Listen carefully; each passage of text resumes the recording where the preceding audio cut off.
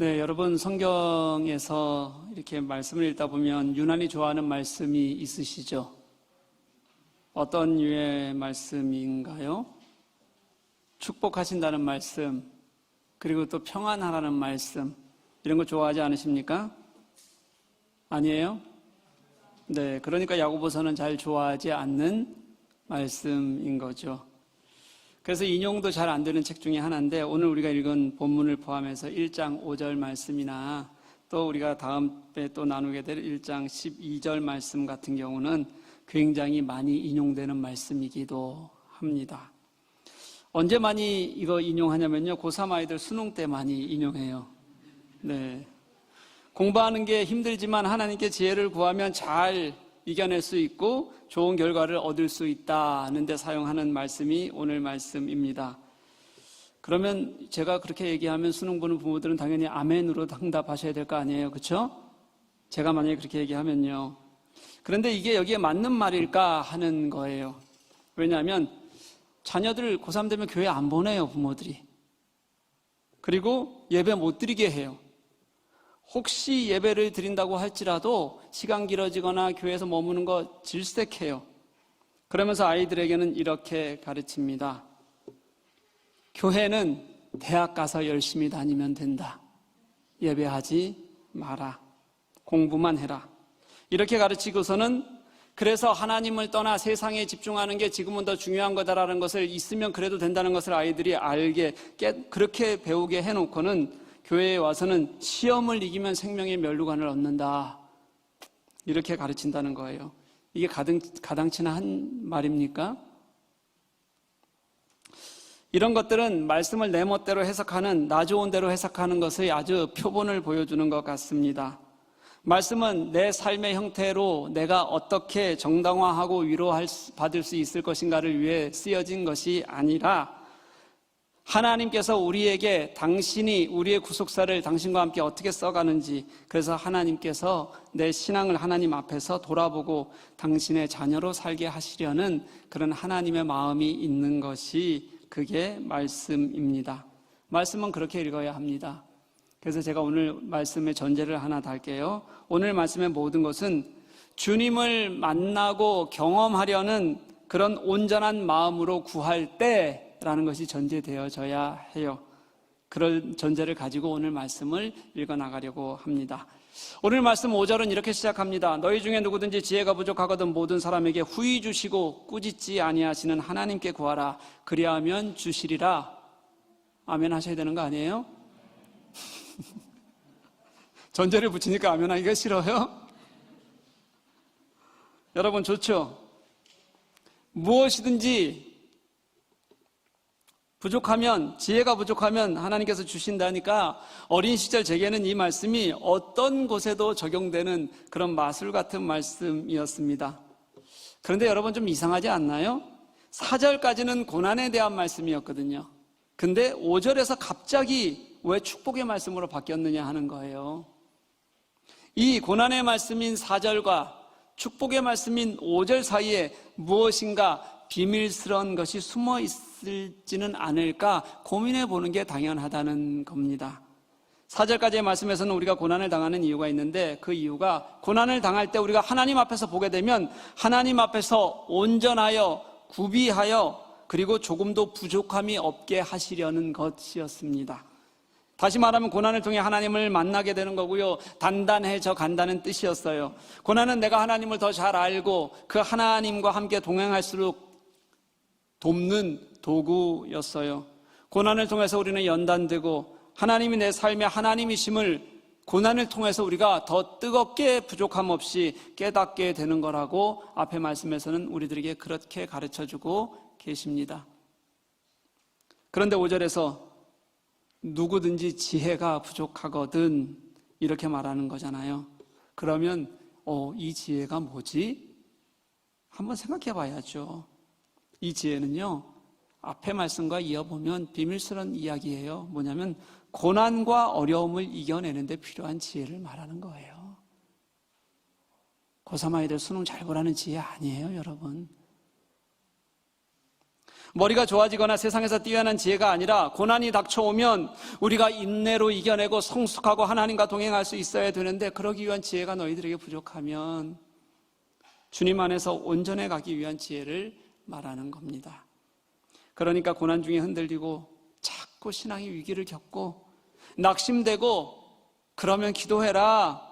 고난이 왔는데 주님이 보이지 않고 고난의 현실에 자꾸 주저앉게 되면 그때 지체 없이 기도해라. 그러면 모든 사람에게 후히 주시고 꾸짖지 아니하시는 하나님께서 주시리라. 이렇게 말씀하시는 거예요. 이 5절 말씀에는 두 가지 아주 중요한 메시지가 있습니다. 하나는 하나님께 구하라는 고난을 대하는 우리의 자세예요. 또 하나는 뭐냐면 그러면 주시리라는 하나님의 응답이에요.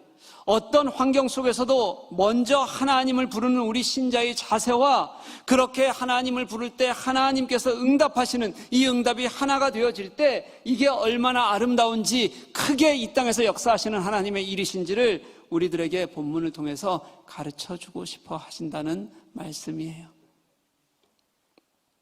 먼저 우리의 고난을 대하는 자세를 한번 볼게요. 지난 강의 말씀대로 우리는 고난을 기쁘게 여겨야 합니다. 그런데 그게 그렇게 쉽지 않을 거라고 말씀드렸어요. 그게 가능한 일이냐고 말씀드렸어요. 그래서 안 되니까, 우리 힘으로는 안 되니까 예수 그리스도로 가능케 해야 된다. 예수님 없으면 안 되는 일이다. 그렇게 말씀을 나누었잖아요. 그런데 그렇게 우리가 믿고 있어도, 그렇게 생각하고 있어도 고난은 닥쳐오면 무조건 두려움인 게 분명해요. 왜냐하면 닥쳐올 때는 그 고난은 어떤 예고도 없고 어떤 준비된 마음도 없이 오는 것이기 때문에 닥쳤을 때는 우리가 그 마음에 고난이 있을 수밖에 없어요. 그러니 고난을 눈앞에, 코앞에 마주한 사람이 어떻게 괜찮을 수 있겠습니까? 이 고난과 마주하고 인내해가는 과정도 우리 인간의 눈으로 보면 당연히 고난입니다. 갑자기 고난이 왔다가 누가 보기에 없어졌네? 이러는 경우는 없어요. 그래서 지혜가 필요하다는 거예요. 나 혼자 감당할 수 있는 것이라면 할 수 있겠지만 내가 할 수 없는 것이라면 예수 그리스도에 대한 소망과 그분의 함께 하심이 더욱 필요하고 그래서 그분께 매달리는 것이 더 간절해져야 한다는 뜻입니다. 그래서 우리의 이 고난을 이기려는 마음이 부족하거든, 너희들 고난 속에서 그렇게 쉽게 마음이 정리되지 않거든, 어렵거든, 우리가 해야 할 일이 다른 것이 아니라 그때 하나님을 찾는 겁니다. 그런데 왜 고난을 이기려는 마음을 지혜라고 표현했을까요? 성경에서 이 지혜는요, 실제적인 신앙을 표현하는 말이었어요. 우리는 지혜라는 말을 형이상학적인 표현으로 여기지만 유대인들에게 있어서 이 지혜, 그렇게 말하면 눈앞에 마주하는 삶을 어떻게 살아가야 하는가에 대한 실제적인 도움과 해결책을 주는 그런 의미로 지혜를 그들은 사용했어요. 여러분, 구약에 보면 삶의 구체적인 교훈을 가르치는 말씀이 잠언서잖아요. 잠언서에서 가장 많이 나오는 말이 지혜라는 단어예요. 이 지혜는 다시 말하면 구체적인 하나님께서 우리들에게 주시는 우리의 삶을 인도해 가시는 가르침이라는 거고요. 그 하나님 안에서 우리는 지혜를 얻을 수 있다는 거예요.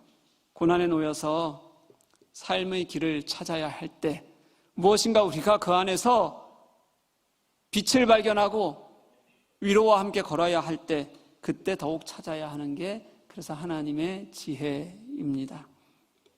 그런데 여러분, 왜 혼자 감당하려고 하십니까? 왜 혼자 할 수 있을 것처럼 붙들고 있다가 무너지고 넘어지고 하나님마저도 결국 멀리하게 되냐고요. 그것도 교만이에요, 여러분. 내가 하나님 없이 하겠다고 하는 모든 생각 교만입니다. 우리 그리스도인들의 특권이 뭐예요? 하나님께 기도하는 거 아닙니까? 하나님께서 일하실 수 있도록 부르짖는 거 아니에요? 그래서 하나님이 하시는 것을 볼 수 있다는 게, 느낄 수 있다는 게, 그와 함께 걸을 수 있다는 게 우리 특권이에요. 그리스도인의 특권이요. 어떻게 그 단단하고 늘 나를 넘어뜨리려는 세상을 그 세상을 우리가 이길 수 있겠습니까? 지금 우리가 이미 이 세상에 푹 빠져 사는데 어떻게 주님을 따라 사는 길에 우리가 다시 설 수 있겠어요? 내가 이 땅에서 겪는 어려움을 어떻게 이길까? 저는 그 첫 번째 길이 하나님께 부르짖어야 한다고 그렇게 생각해요. 세상을 향한 마음, 우리의 죄성, 금방 무엇에만 부딪혀도 무너져 내리고 마는 우리의 성정, 이게 주님이 아니시면 불가능하다는 것을 인정하고 그 주님께 매달릴 때 그때 우리는 새로운 길을 찾아갈 수 있는 거예요. 그래서 주님께 구하는 거예요. 어떻게 구하라고 하냐면요, 오직 믿음으로 구해라. 조금도 의심하지 마라. 그렇게 말씀하세요. 여러분, 야고보는 믿음을 중요하게 여겼을까요? 제가 그렇다고 말씀드렸잖아요. 그래요. 더군다나 오늘 말씀을 보니 강구에 있어서의 가장 큰 전제 조건은 하나님을 믿는 거예요. 그게 야고보의 마음이었어요. 야고보의 또 다른 표현 방식을 제가 빌리면 이렇게 말할 수도 있을 거예요. 믿음 없는 강구는 그 자체가 죽은 것이다. 아마 이렇게 말하고 싶은 것인지도 몰라요. 오늘 말씀 그대로라면, 7절대로라면 그렇게 의심하게 되면, 믿음이 없으면, 무엇인가 마음에 자꾸 아닐 거라고 생각하면, 그러면 그때는 뭐라고 얘기하냐면 너희들 그렇게 기도하고서는 무엇이든지 얻을 것으로 생각하지도 마라. 그렇게 말씀하세요. 꼭 믿으라는 거잖아요. 꼭 믿어라. 의심하지 말고 구하라는 거예요. 간구하는 사람은 하나님이 하실 것을, 주님이 하실 것을 믿어야 해요. 조금도 의심하지 마라.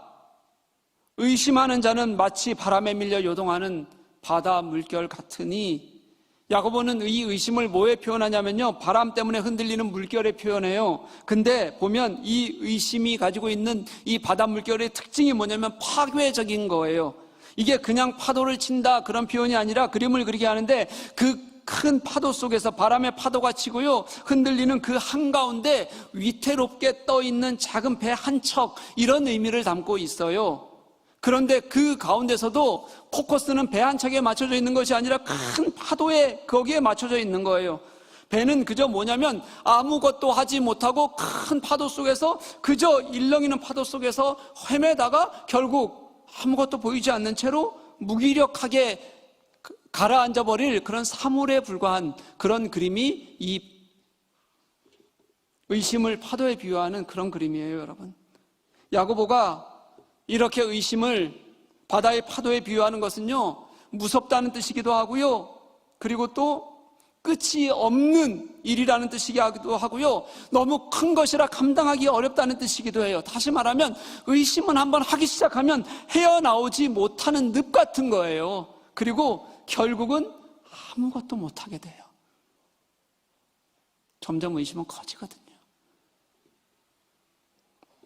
많은 그리스도인들이 여기에서 무너집니다. 하나님을 신뢰하지 못하고 혼자 두려움에 떨다가 무너지는 거예요. 또 어떤 이들은 기도해요.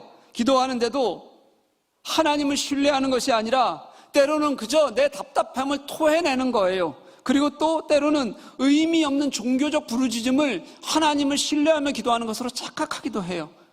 다 의심하면서 하는 거예요. 그러니 결국은 무너지죠. 어떻게 무너지지 않을 수가 있겠습니까? 그러니 사랑하는 여러분, 우리 부르짖으십시다. 어떻게 해요? 믿음으로, 조금도 의심하지 말고. 이 땅을 창조하신 하나님이 못하실 리가 없다는 걸 우리가 믿는 거예요. 우리를 위해서 죽으신 하나님이 나를 위해 안 하실 리가 없다는 것을 확신하는 거예요. 하나님께서 나의 하나님이 되셔서 그래서 하시겠다는 것을 신뢰하는 거예요. 어떤 상황 속에서도 내가 그 하나님을 신뢰하고 그 주님 편에 서 있으면, 어떤 고난 속에서도 내가 주님을 바라면 주님은 하신다는 것을 믿고 이겨나가는 것, 그게 지혜예요. 그게 부족합니까? 그때 하나님께 부르짖으라는 거예요. 또 부르짖으라는 거예요.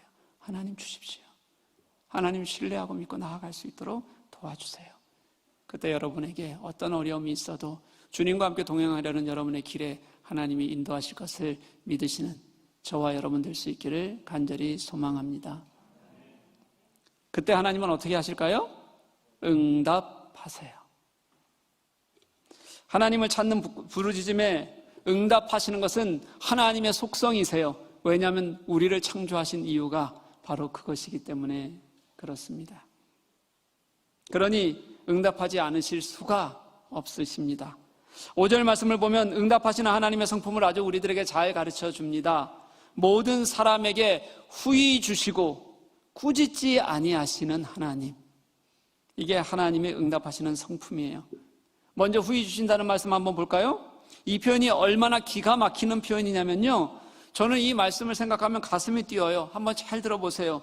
이게 그냥 넉넉하게 주신다, 그냥 하나님이 관대하시다, 이런 뜻이 아니에요, 여러분. 이 후히라는 단어는 원래는 우리는 지금은 넘치다, 관대하다 이런 뜻으로 쓰고 있지만요, 원래 이 의미는 하나라는 의미였어요. 후히라는 게요. 이런 거예요. 물체가 겹치거나 나뉘어 보이지 않는, 시력이 훼손되지 않는, 정확하게 보이는 어떤 병에도 걸리지 않는 상태라는 뜻에서 이 후히라는 단어가 나왔어요. 여러분, 이렇게 중수술을, 큰 수술을 하고 나면 의사들이 이렇게 손가락 흔들면서 몇 개로 보여요, 이렇게 흔드는 거 아시죠? 요거예요, 간단히 얘기하면. 이렇게 볼 때 정확히 겹쳐서 보여서 하나로 보이지도 말아야 되고, 흔들려서 4개로 보이지도 말아야 돼요. 그냥 2개로 보여야 된다는 거죠. 하나로 하면 하나로 보여야 된다는 이런 의미예요. 이 단어를 우리 신자들이 하나님을 향한 우리 신자들의 마음이라는 표현을 할 때는 하나의 마음, 같은 마음이라고 그렇게 이해하면 돼요. 그게 후히라는 단어예요. 원어에서 나온 거예요. 하나님을 향한 흔들리지 않는 헌신, 하나님을 향한 온전한 충성, 우리가 예배로 따지자면 영과 진리로 예배하는 것, 이게 전부 다 이 후히라는 단어라고 생각하시면 돼요. 그런데 이 단어가 오늘 본문에서는 반대로 쓰였어요. 우리가 하나님을 향해서 드리는 단어가 아니라 하나님께서 우리를 향한 그런 단어로 사용이 된 거예요. 이 단어가 하나님께서 우리를 향하신 그런 단어로 사용되게 되면 이런 뜻을 가지고 있어요. 오직 하나님께서는 하나의 목적만을 가지고 다른 것에는 어떤 관심도 가지지 아니하시고, 오직 우리 인간 한 사람에게 눈을 떼지 않고 집중하시고 기다리시고 고정하시고 계시는 상태, 이런 상태가 후히라는 상태라는 거예요. 하나님께서 여러분 한 분 한 분의 고난이 있을 때, 부르짖을 때, 그때 우리에게, 그 한 사람에게 당신의 마음을 고정시키시고 관심을 가지시고 우리가 당신에게 믿음으로 조금도 의심하지 않고 구하기를 기다리고 계시는 거예요. 그게 하나님의 마음이시라는 거예요. 그런 하나님이시기 때문에 그때 우리가 당신을 향해 진지하게 진실하게 구하기만 하면 그분은 당연하게 응답하시는 거예요. 전혀 흔들리지 않는, 아무런 조건 없이 응답하시는 거예요. 우리에게 전적인 마음을 가지고 계셔서 주시고 또 주시는 것 외에는 할 일이 없으신 것처럼 그렇게 우리에게 집중하시는 하나님의 성품, 그게 후히라는 단어 속에 들어있는 거예요. 어때요, 여러분? 그게 하나님이 여러분을 향한 마음이시라니까요. 그 다음 꾸짖지 아니하시는 하나님. 꾸짖지 아니하신다는 것을 제대로 이해하기 위해서는 우리 인간의 성품을 먼저 좀 보아야 돼요. 우리 인간들이 무엇을 주고받아요? 마음을 주고받든 음식을 주고받든 뭘 주고받아요? 이럴 때는 완전함이라는 게 없어요. 아무리 진심으로 하려고 해도 우리는 그렇게 완전하지 않습니다. 때로는 상처를 주고받기도 하고 화해하기도 하고 이런 것들을 반복하는 것이 우리 인간의 모습이에요. 저는 이걸 그냥 불완전함이라고 그렇게 표현할 수 있을 것 같아요. 우리는 불완전하니까요. 그런데 꾸짖지 아니하신다는 말은 그 정반대의 상황을 말하는 거예요. 여기에서 꾸짖는다는 것은 잘 되라고 꾸짖는다 이런 표현이 아니라 위에서 설명할 대로 마음이 상하게 하는 걸 말해요. 꾸짖는다는 게. 하나님이, 당신이 주체적으로 이유 없이 우리의 마음을 상하게 하실 리가 없잖아요. 하나님께서 베푸시는 모든 것은 당신의 자상하심에서 나와요. 당신의 자비하심에 연결되어져 있어요. 예수님께서 사역을 하실 때 가난한 자들을 찾아가실 때의 마음이 그런 거였어요. 예수님께서 이리저리 헤매는 백성들을 보면서 불쌍히 여기셨다라고 말씀하실 때 그 예수님의 마음이 이것과 동일한 마음이에요. 하나님은 상처를 입히시는 분이 아니시라 어떻게든 인간이 가진 고난에서 일어서도록 아픔에 있는 우리를 불쌍히 여기실 분이신 분이 그런 분이 하나님이시라는 거예요. 하나님께서는 이미 들으실 준비가 되어 계셔서 계속해서 그냥 기다리고 계셔서 당신이 자녀들이 부르짖으면 구하면 하나님께서는 우리에게 무엇이라도 당신의 자비하심과 불쌍히 여기시는 마음으로 우리들에게 부어주시는 것으로 응답하신다는 거예요. 그래서 그 문제가 해결되어져 가는 거예요.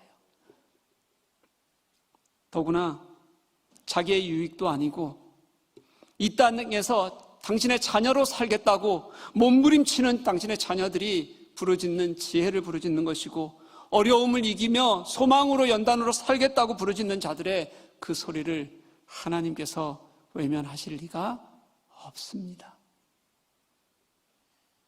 없어요. 응답하시는 것이 하나님의 마음이기 때문에 그렇습니다. 그러니 사랑하는 여러분, 하나님께 부르짖는 것을 피하지 마십시오. 피하지 마십시오.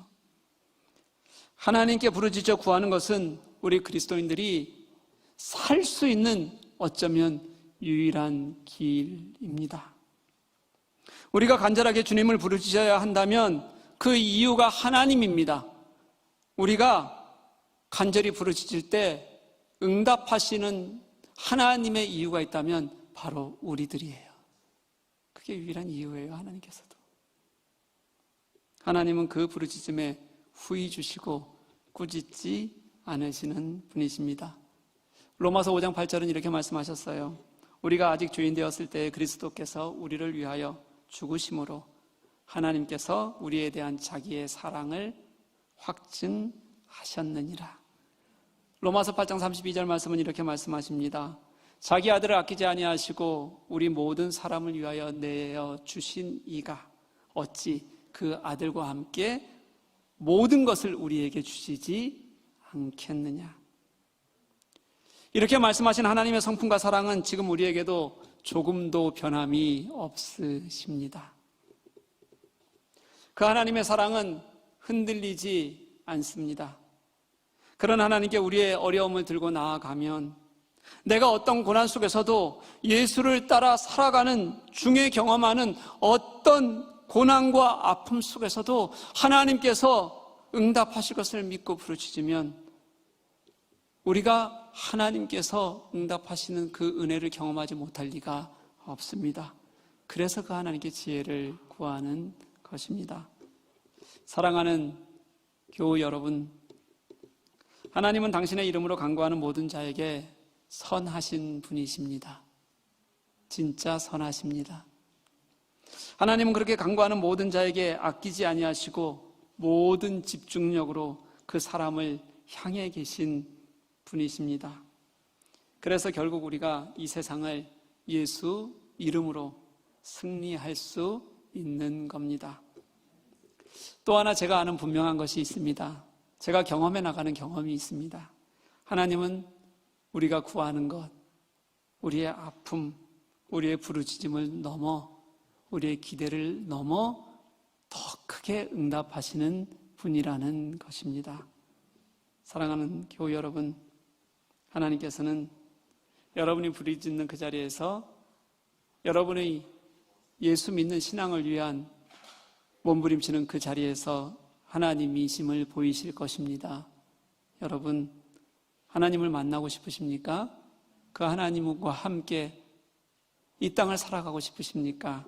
우리 의심하지 말고 나의 연약함을 맡기고 하나님께 부르짖는 저와 여러분 될 수 있기를 주님의 이름으로 간절히 축복합니다.